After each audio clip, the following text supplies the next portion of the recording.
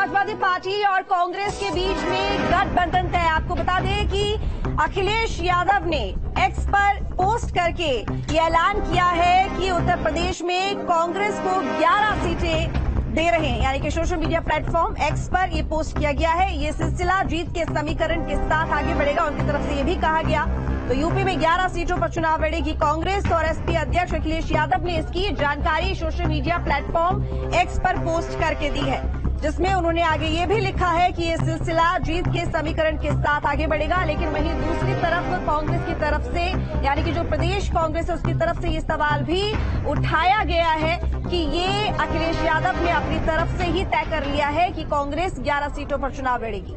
हालांकि फिलहाल आपको बता दें कि इस गठबंधन में आरएलडी को 7 सीटें मिली हैं।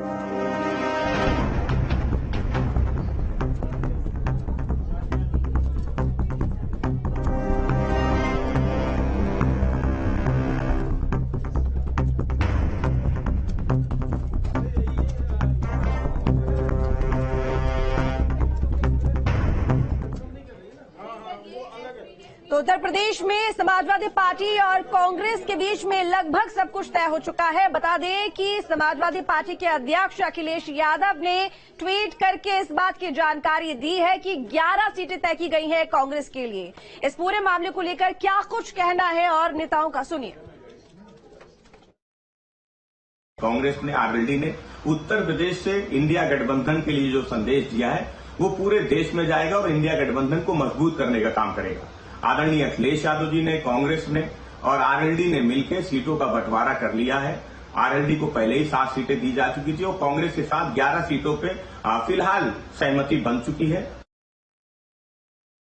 निश्चित तौर से मैं अपने सभी साथियों से कहना चाहूंगा कि ये जो अखिलेश जी का ट्वीट आया है, इस पे जो भी निर्णय राष्ट्रीय नेतृत्व, हमारे मुकुल वासनिक जी के जो नेतृत्व में जो कमेटी बनी है वो निर्णय ले रही है और बहुत ही सकारात्मक और बहुत ही अच्छे वातावरण में बातचीत चल रही है और इसका परिणाम बहुत ही जल्द मजबूत आने वाला है।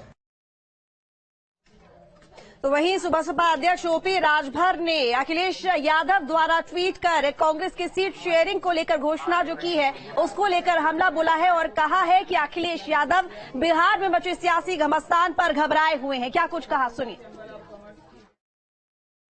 अखिलेश यादव घबराहट में बिहार में जदयू आरजेडी गठबंधन टूटने के कारण घबराहट में अखिलेश जी बगैर कांग्रेस के लोगों से पूछे ही 11 सीट की घोषणा कर दिया, या यूं कह लीजिए ट्वीट कर दिया है। क्योंकि ट्वीट के माहिर है, ट्वीट कर दिया है और कांग्रेस से बात आ गई कि हमको पता ही नहीं।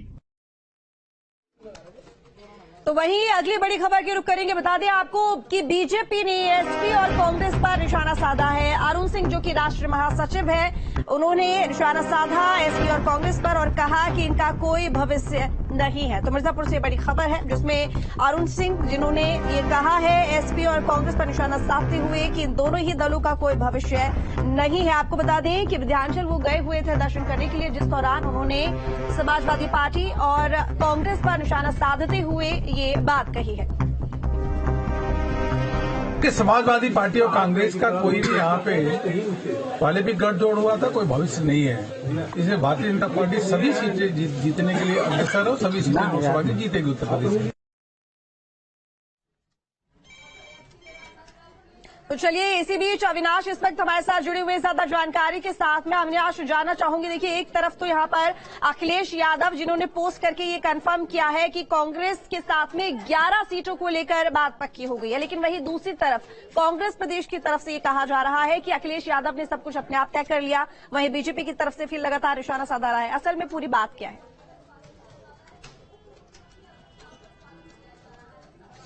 देखिए, सीट बंटवारे को लेकर कांग्रेस और समाजवादी पार्टी में कई दौर की बैठक हो चुकी है और ये बैठक लखनऊ से लेकर दिल्ली तक में हुई।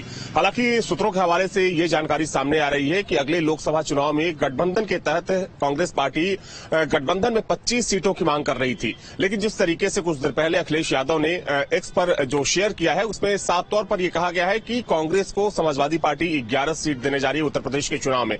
तो जाहिर सी बात है कि जो सीटों को लेकर खींचतान पहले से चली आ रही थी। हालांकि देखिए, देखिए अभी अगर हम केंद्रीय आलाकमान की बात करें कांग्रेस के, तो केंद्रीय आलाकमान की तरफ से अभी कुछ नहीं कहा गया है। लेकिन अगर हम प्रदेश स्तर के नेताओं की बात करें तो जो प्रदेश स्तर के नेता हैं वो असहमति जता रहे हैं अखिलेश यादव के इस फैसले से। और ये अभी ऐसी जानकारी आ रही है कि जो प्रदेश कांग्रेस है वो बोल रहा है कि अखिलेश यादव का फैसला हो सकता है, कांग्रेस का ये फैसला नहीं है।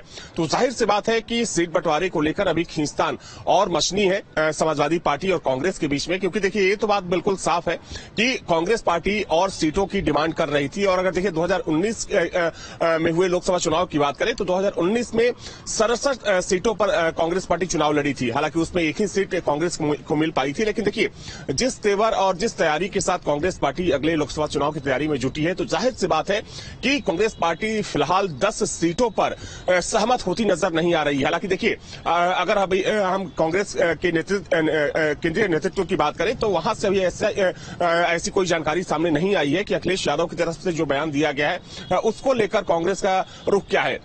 लेकिन आने वाले समय में एक बात तो बिल्कुल साफ है कि जो सीटें दी गई हैं 11 सीटें, और देखिए अगर हम 11 सीटों की बात करें तो जो प्रमुख रूप से बात कही जा रही है, हालांकि अभी आधिकारिक तौर पर इस घोषणा नहीं हुई है कि इस गठबंधन में कांग्रेस को कौन कौन सी सीट दी जाएगी। लेकिन जो जानकारी हम लोगों को मिली है उसके मुताबिक अमेठी और रायबरेली जो परंपरागत सीट है कांग्रेस पार्टी की, हालांकि उसके अलावा अगर बात करें तो ऐसी खबर आ रही है कि इसके अलावा अगर हम बात करें तो प्रयागराज सीट हो गई, इसके अलावा प्रतापगढ़, बनारस और कुछ और दूसरी सीटें हैं। वो बात करके ही तो किया गया होगा या अपने आप अखिलेश यादव ने पोस्ट कर दिया है?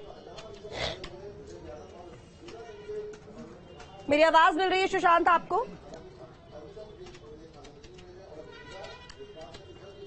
बात कीजिएगा अविनाश, मेरी आवाज मिल रही है आपको? देखिए अखिलेश यादव ने जो पोस्ट किया है वो बात करके ही किया होगा आधिकारिक तौर पर कांग्रेस के साथ में। अब पोस्ट करने के बाद सवाल उठना,